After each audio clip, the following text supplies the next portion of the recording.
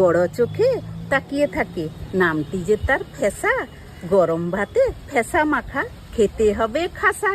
ফসা মাছের ভর্তা অপূর্ব স্বাদের বাঙালি রান্না। প্রথমে মাছগুলো বেছে ধুয়ে নেব, নুন হলুদ মাখিয়ে মাছগুলো ভেজে নেব। ওই তেলে পেঁয়াজ কুচি দিয়ে ভেজে নেব, রসুন ভেজে নেব, শুকনো লঙ্কা ভেজে নেব। এবার মাছগুলো ভালো করে বেছে নেব। এবার শিলে মাছগুলো দিয়ে থেঁতো করে নেব। লঙ্কা, রসুন এবং পেঁয়াজ ভাজা থেঁতো করে ভালো করে বেটে নেব।